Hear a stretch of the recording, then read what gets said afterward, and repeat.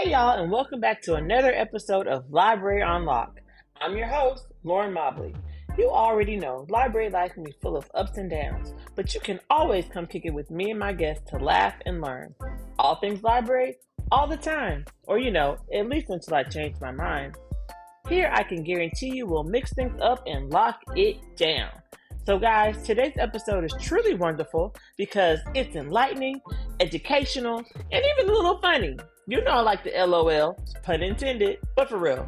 I'm so thankful that none other than library girl herself, Miss Jennifer LaGarde, has joined me to discuss media literacy and how we can make impactful lessons. I'll be honest, my transition to high school has been an adjustment, so I'm really working to learn how I can make my library instruction better. Whether you feel like you've got it in the bag or could use some advice, I hope you'll be able to take away something valuable from this episode.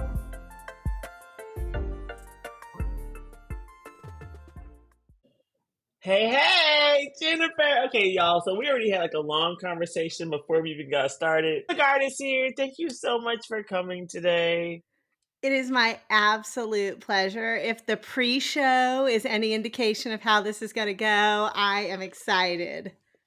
I really swear I should have recorded it, but we'll just, that's between us. But, Jennifer is actually one of my really, really, really good friends. We talk like every week. I love Jennifer so much. I'm so glad you are joining us on Library Unlock. Right back at you. People can't see I'm giving you heart hands. I live for our weekly conversations. And I really, I've been waiting all this time for you to ask me. So it's about time that you asked me to be on this podcast. Oh my gosh, I don't even believe you. But my bad. I just figured you were just so busy. You're I'm busy. You're in just Hawaii teasing. all the time. You're all over the place. I'm So I'm just just glad you fit me teasing. in your schedule. Any time spent with you, Lauren, is time well spent. So I'm glad to do it. I appreciate that. I love you so much. So, before our listeners who don't know you, which only probably a few because, Jennifer is like a queen I'm old. librarian. I've been around for a long time. I'm old. So yeah. You've been running stuff for a long time. You've been helping out and getting things done for a long time. We'll put it like that. Thank you. Introduce yourself. Tell our listeners who you are, what you do, how you help. Sure. So, I it's hard to know where to begin, but I worked in the public schools for a little over 20 years. I started as a classroom teacher and then made my way to the library and spent the rest of my time in library land as a school librarian. I also worked as a public librarian, a rural library on a barrier island off the coast of North Carolina, one of my very favorite jobs. And I also worked as the school library coordinator and support person for the state of North Carolina, supporting all the school librarians in all 118 of North Carolina's school districts. So I retired in 2017. And since that time, I've been teaching pre-service school librarians at Rutgers and also doing professional development for librarians both online and off around the world. So that's what I do. Yeah, helping so many people. That's really cool about North Carolina. What was that like? An I lived in island? North I lived on the coast of North Carolina, and there are islands, that dot off the coast of the state, and one of them is considered part of Wilmington, North Carolina, or part of New Hanover County, North Carolina. It's Carolina Beach, North Carolina, for any of my North Carolina folks out there, holla. But they had a small branch of a public library out there where on the weekends, when I wasn't being a school librarian, I served as their public librarian for a very small, semi isolated, largely poor community. And it was really a lifeline to people who were a little bit removed from the rest of the county's resources. And I love that job. Really unique and fun people who with high needs, and it was very rewarding. Are you from North Carolina? No, I'm from the Pacific Northwest, but I left Mm. the Seattle area and moved to North Carolina when I was just 18 years old and went to college there and lived and worked there for 27 years before I moved home in 2017. I'm back to the Pacific Northwest, which is where I am now. Yeah, yeah, yeah. And I really want to visit you up there. I'm We need to ready cross paths anytime, at some anytime, point. It's girl. been too long since we've seen each other. Are you going to any True. conferences? I don't go to as many conferences as I used to because, as we've already established, I'm an old lady. I don't love to travel Oh as my much as I used gosh. to, but I always go to NCTE every year. I feel like a lot of my people are at NCTE, so I'll be there. I'm going to a conference in New Hampshire next week, but I stay home or I tend to, let me just say this. I tend to get a lot more out of district work or school based work Mm. because I like to be able to follow up.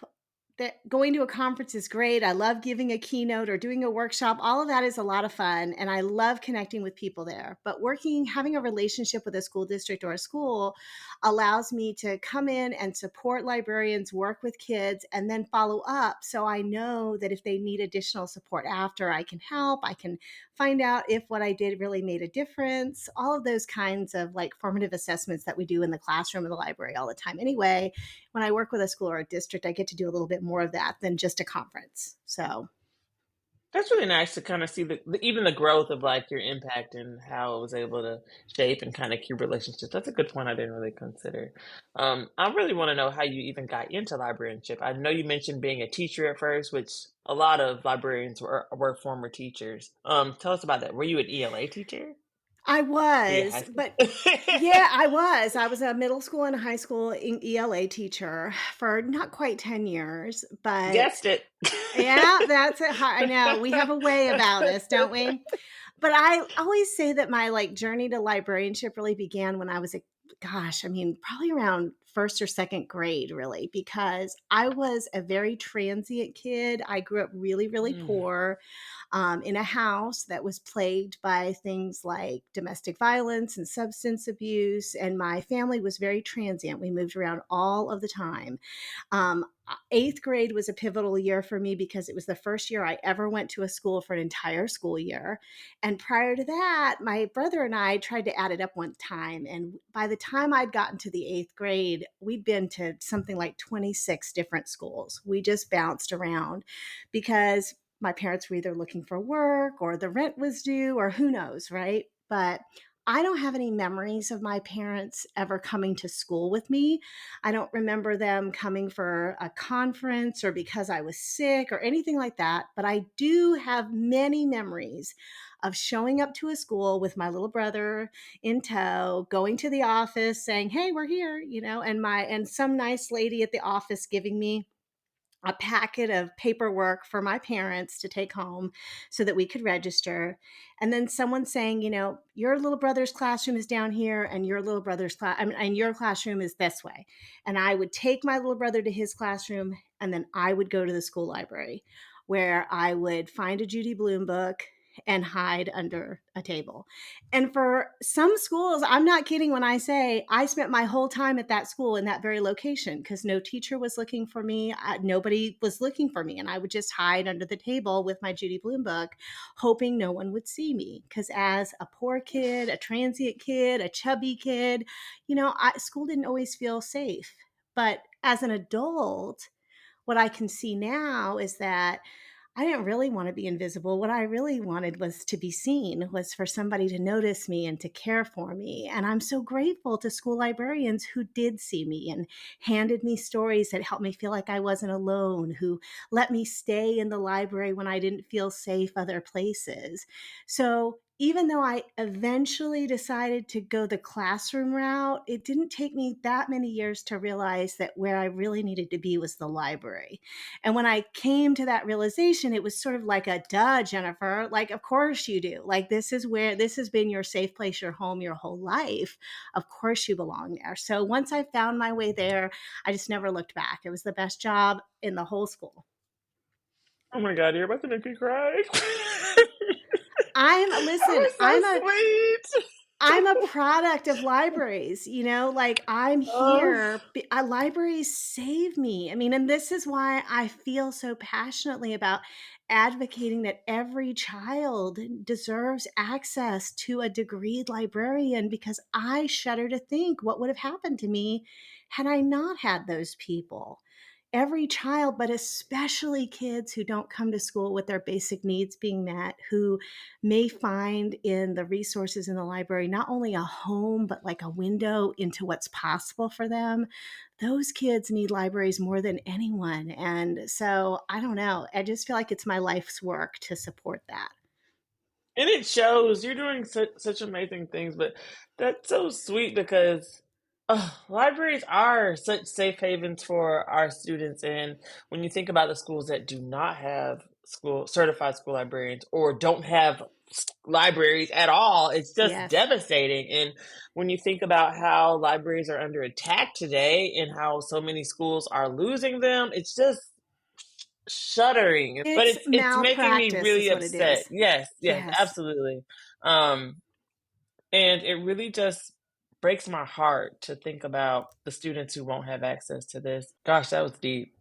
That Me was pretty too, deep. though. I mean, that's it, you know. I think we're reaping a little bit of what we've sown right now.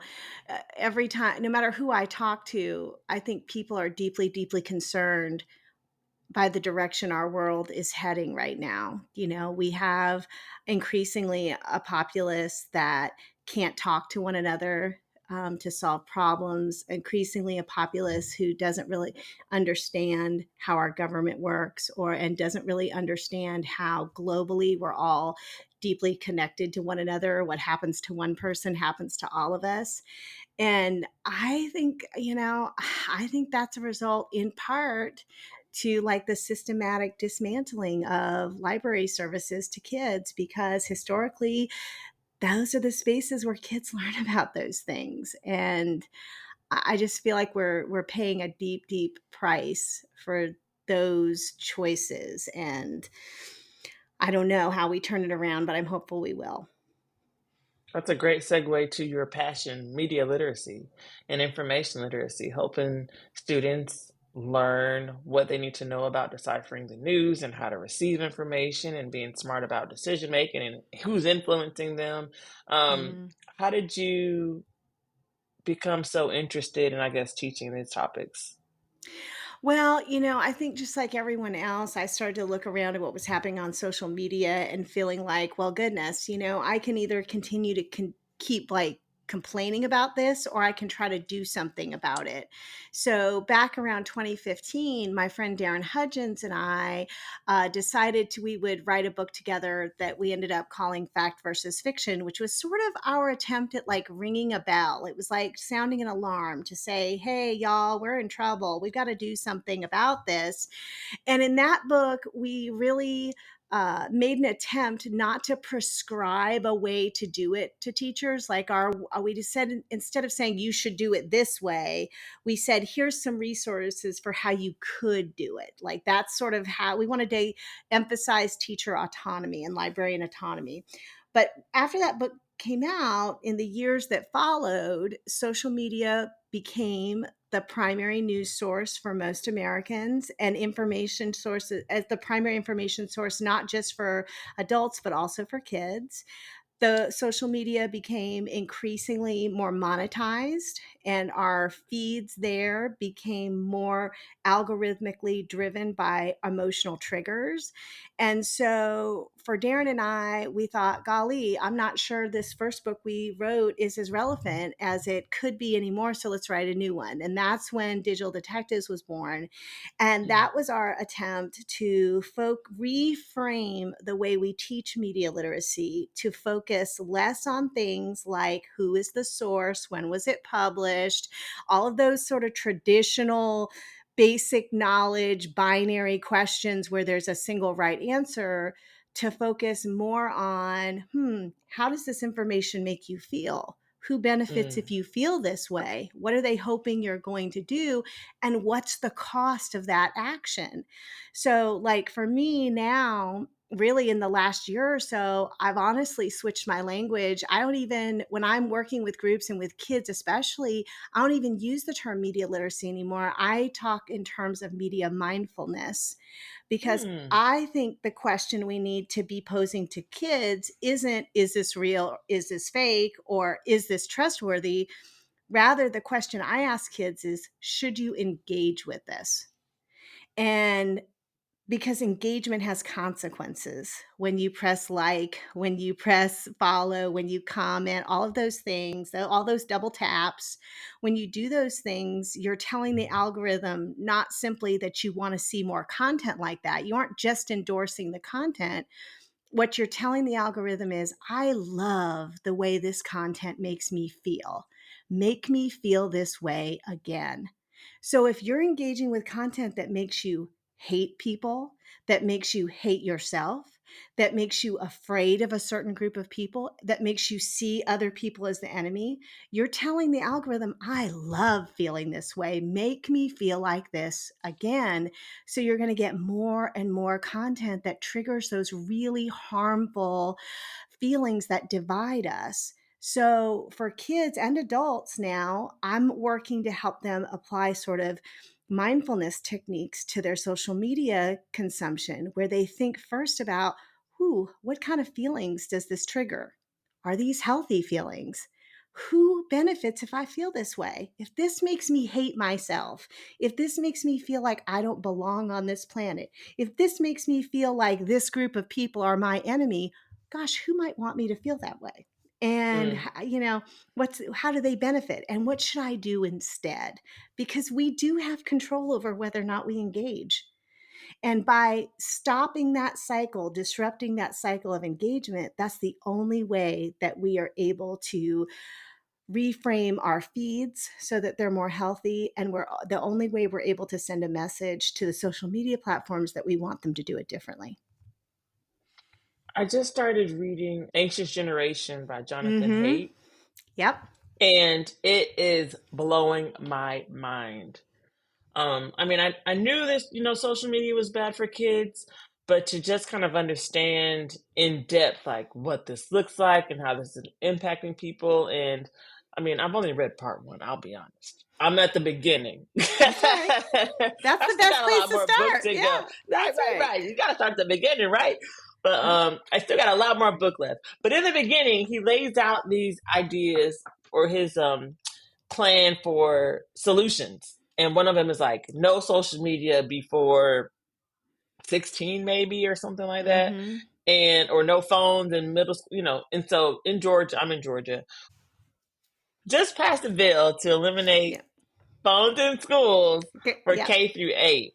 Mm-hmm. And I'm like, this is going to be great, but I also kind of hope that it will continue to high school because the kids are literal phone zombies. Yes. Um, And what they're taking in is just crazy. I mean, I love how you brought up the algorithm and how it can pick up what you're interested in, and then it just kind of feeds it to you. Yes. Feeds it to you.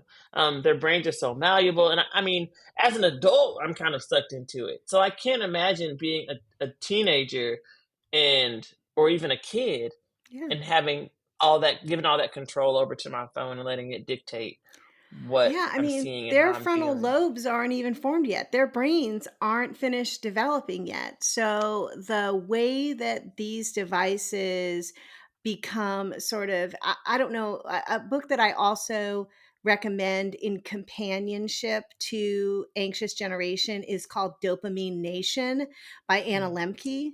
And in that book, she calls the smartphone the 21st century hypodermic needle, in that we become addicted to the way that the phones and our platforms trigger dopamine hits in our brains. And mm, so when you think about it for kids, as their brains are still even developing, we don't fully understand the impact that that increased exposure to dopamine is having on their brains. So it's a double edged sword. I think we have to prepare our kids for the information landscape that we live in, which requires us not just trying to keep them fully away from phones and all of that, period, but we also have to be a lot smarter and intentional about how much screen time they have and what that screen time is used for. So I don't blame schools that are saying we got to put the brakes on this, if only temporarily, so that we can think about how we're going to be really intentional about using these in an instructional way later. So, I think until we have more data, I think caution is warranted. What are some of your suggestions for school librarians who want to try to incorporate media mindfulness into their lessons? How should they approach learning more and being able to present this in a way that's engaging to students? I've been working with a high school. I just came from Mhm. middle school, and I'm really thinking like it is harder teaching high schoolers in the library than it was my middle schoolers in the library. They like to be in there, but when it's like lesson time, they're like, it's not Exactly. hitting like it used to. Yeah. Well, they've already, as somebody who was a middle and a high school librarian myself too, I feel what you're saying really deeply because by high school, they've already made some decisions about who they are and whether or not they feel like the library is a place for learning. And it's hard to undo those ideas. Whereas in middle school, they're still mushy balls of clay to some extent. You're still able to shape them a little bit more. So it's harder. But what I've been working on recently, in a number of different ways, is a project where I am pairing this idea around media mindfulness and picture books, because of course picture books are for kids of our learners, readers of all ages. But what we typically do with a picture book, and I'll use it as a high school level, let's say that kids are coming in to the library to do research on something for their ELA or their history class or socially something or health class or something like that.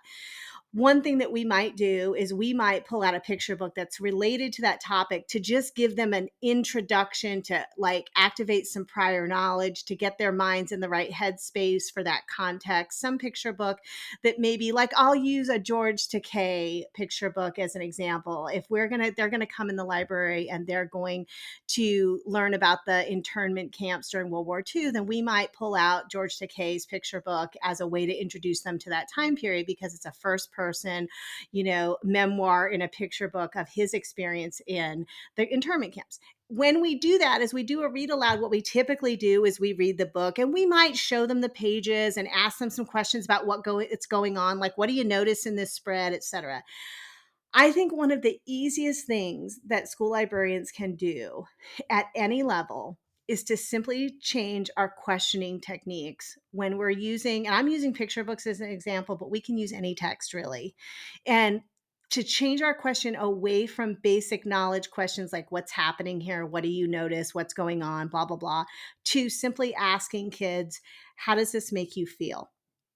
Because that practice of thinking about how media makes you feel emphasizes the idea that all media messages are constructed by someone. There's a human behind the media message, whether it's a picture book or it's a TikTok or it's the logo that's on your t-shirt or it's your tattoo. Somebody created that media message and they had a goal, and often that goal is to make you feel some type of way, right?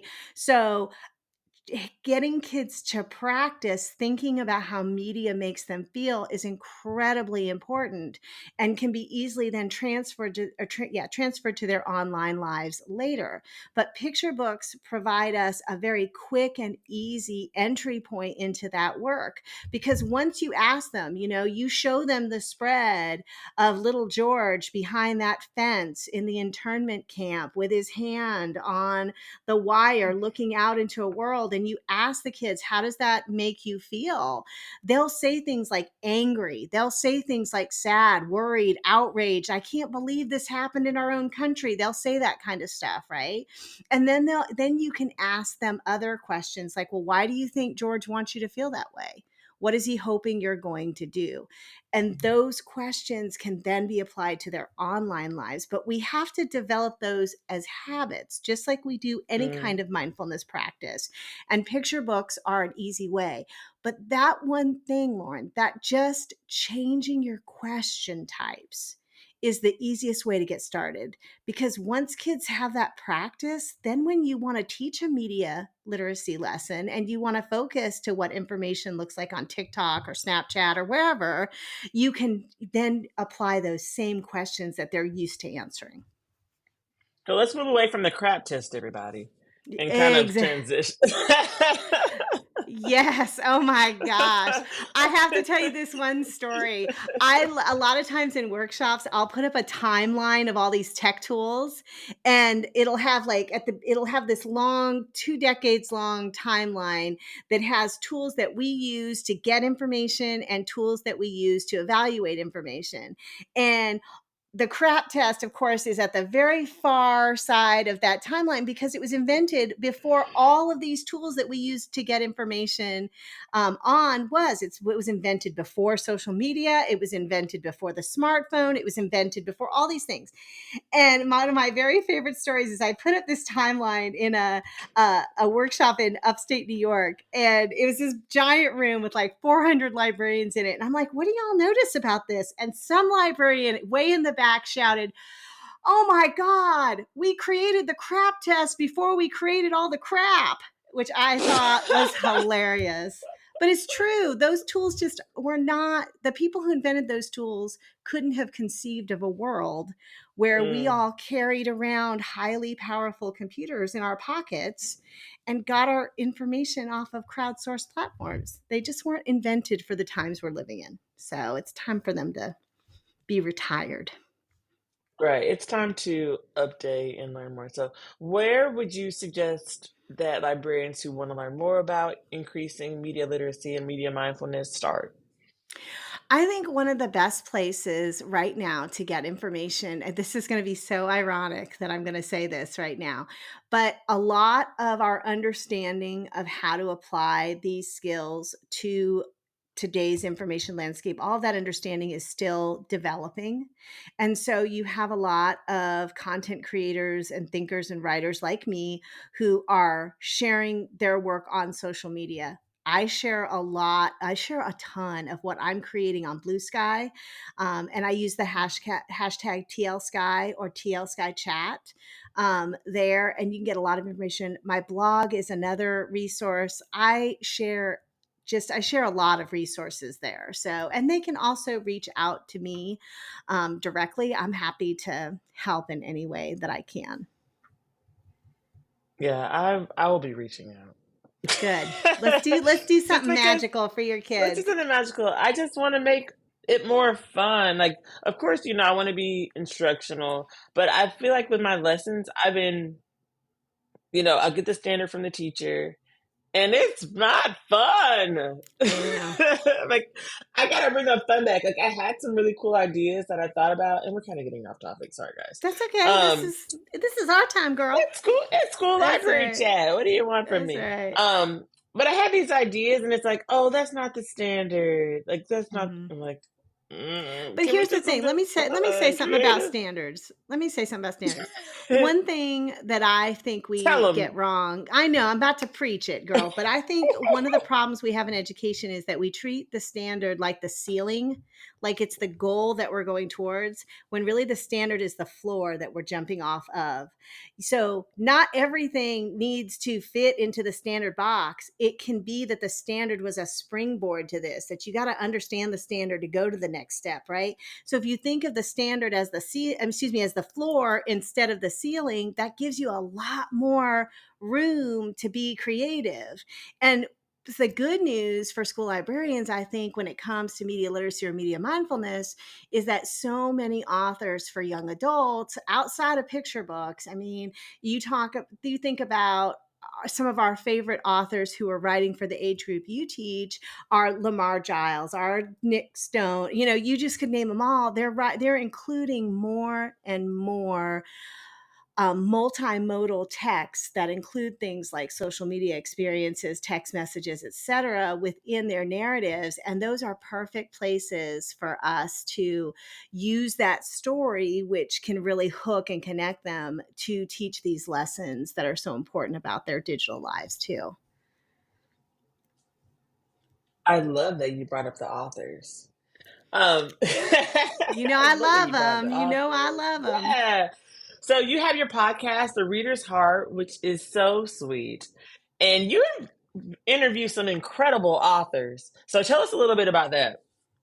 Okay, so the reader's heart is my attempt to, within my sphere of influence, elevate and amplify the voices of people who are working to create stories for young people that, in the face of narratives that are spreading, frankly, just lies and falsehoods about authors and librarians, etc. So I want to, rather than get on social media and call people liars, I want to use my platform to elevate a different narrative, a more honest and truthful narrative about the power of story. So, because my life was so deeply influenced by librarians and authors and illustrators for young people, this feels like a way that I can gift back a little bit. So, I've been very fortunate in that every single person I have asked to be on this little podcast has said yes. I mean, I'm just like, I'm faint on a daily basis when I reach out to someone and they say yes. I can't even believe it. So it's always very exciting to me when people say yes. It's been a joy for me to produce. It is like a passion project. You know, as a podcaster, I don't make any money from this. It costs us money. It doesn't, we don't make any money. It costs us money. But it's also a very bucket filling thing to be able to Hmm. talk to people whose life, like ours, is devoted to helping kids become better adults, because that really is what they do. And every single person I've had on my podcast has in some way alluded to the idea that they see their work and our work, their job and our job, as being partners. Like, we're partners in the same work. And that's really gratifying to be able to have a way to amplify that. Absolutely. Like, first of all, librarians love authors. Authors love librarians. It's like the ultimate collab. So that's why I love your Yes. podcast so much, because it's just like a great energy, and authors are so cool. You ask great questions. I just had my first author podcast interview with Sadia Faruqi. And I was like, "You Isn't want to be she a great? podcast?" She's amazing. Yeah. So, shameless plug. If you haven't listened to the episode, make sure that you check it out, because Sadia Faruqi is amazing. She was talking about her book, and it's just so cool that you have this opportunity to speak with authors. I kind of, before I became a librarian, or I won't even say that. When I first started, I kind of thought authors would be not snobbish, but like they're like celebrities. Yes. But I think that they're only celebrities to librarians and kids, the readers. Yeah. So they really are humble. They're really cool. But when I first got into like the library world, I would think of authors as like, celebrities, but they're actually pretty cool people. They're pretty chill. They really are. I mean, that's what happens when you put somebody up on a pedestal. You start to feel that, Hmm. like, somehow you're unworthy of sharing space with them, when the reality is that's really all in your mind and not theirs, you know? So I've felt so uh filled, like my heart has been filled and has ballooned as a result of being able to be a part of that work. I don't know how long I'll do it. I mean, I'm in the second season now, and we'll see, but I love doing it. I hope it goes on for a long time. Girl, that's how I feel about this podcast. We just on vibes. That's right. That's I it. was I mean, putting because out. don't you feel like it's like I said to somebody the other day, I know our world doesn't need any more podcasts, but gosh, I'm so grateful for all the ones that I'm connected with, because it does feel like right now we need a space to be able to connect with one another and to remind each other that we're in this together. And it's like, even if nobody listened, I enjoyed recording it. Like, it was a good time. That's it. That's it. It was a good time. It's always so much fun chatting with you. Tomorrow's Friday. It It's is. our Fruit Day, It a new episode is. of our favorite show. So, guys, me and Jennifer are RuPaul Drag Race huge fans. That's And we're right. always getting each other RuPaul Drag Race stuff. That's exactly right. I have a group of people that I text with every Friday, my Happy Fruit Day text threads, and I live for it. Like, I mean, I'm just like, is it Friday? Not yet. Not because it's the last day of the work week or whatever, but because it is RuPaul. And I feel like we need RuPaul now more than ever. I love having you as a part of my little RuPaul family. Well, now I don't feel special. It's a thread, Jennifer. I thought it was just me.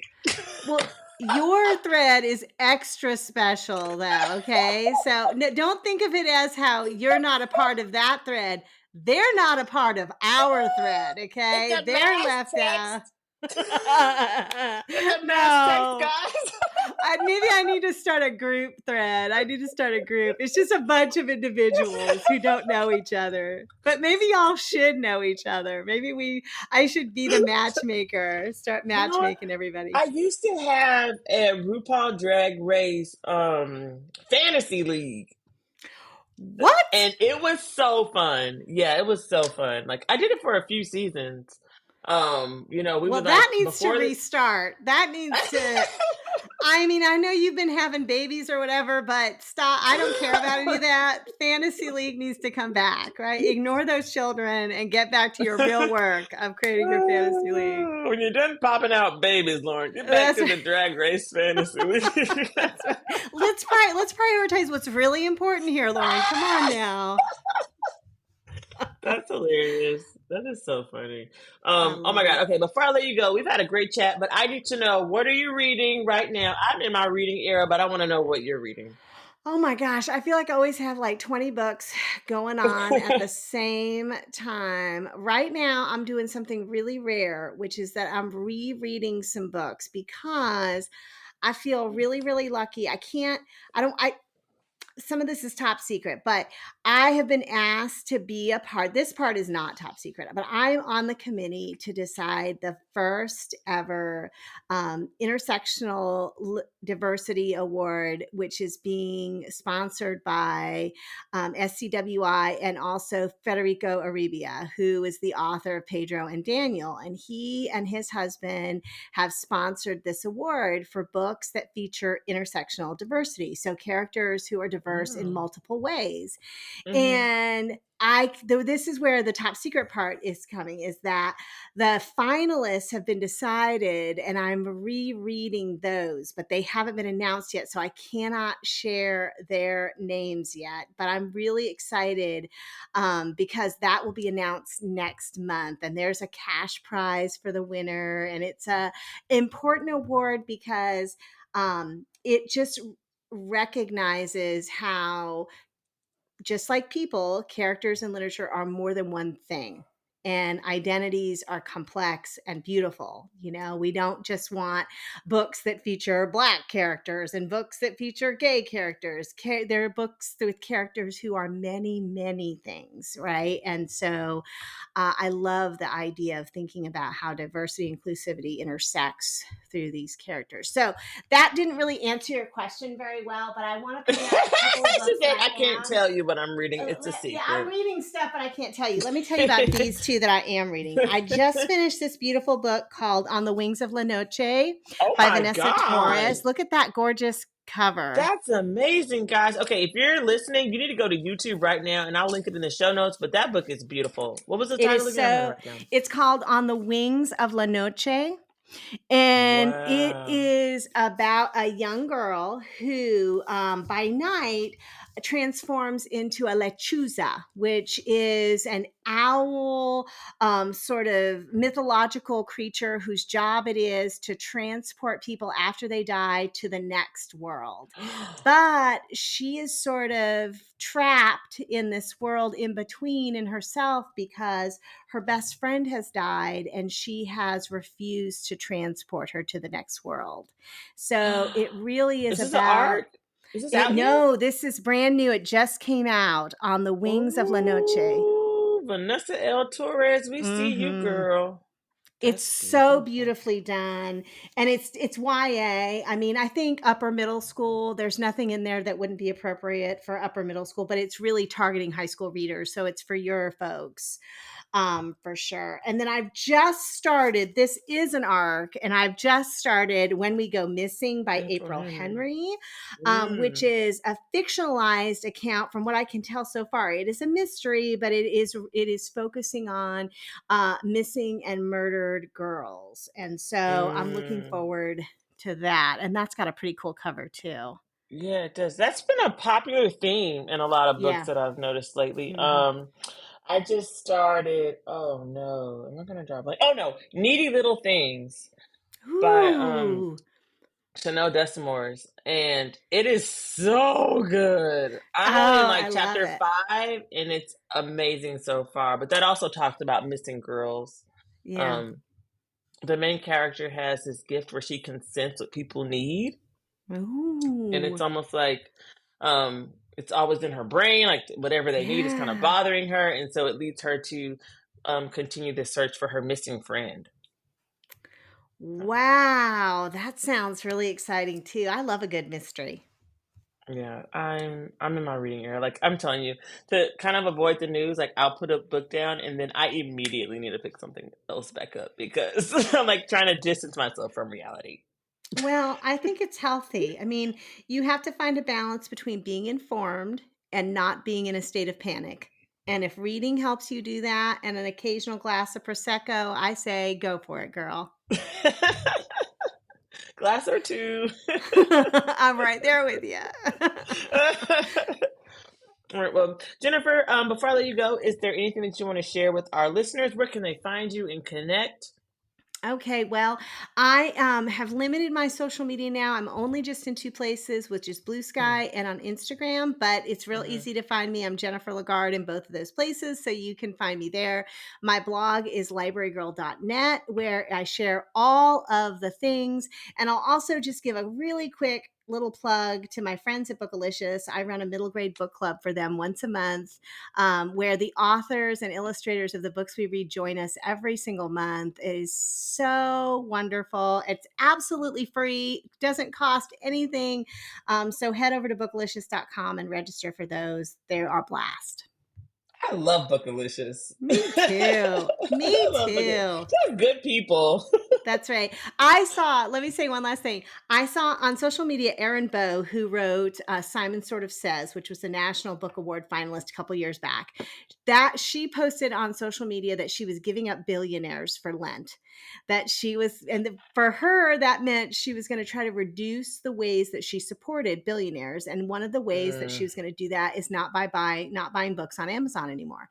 And so let me just say, mm. I know that there are tons of local independent bookstores that would love your business.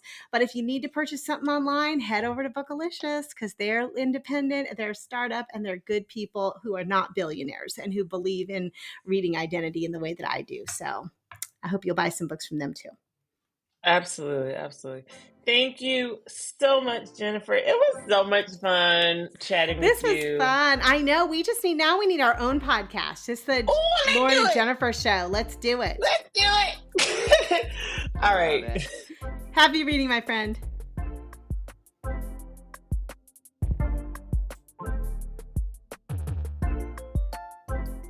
Jennifer. Oh my goodness. Thank you, thank you, thank you. She's such a light, and I'm so honored and grateful she took the time to speak with me. As we move forward, remember, media literacy is an incredibly important part of our jobs. And our work as school librarians is critical. I hope you know your worth and your value. You're a star.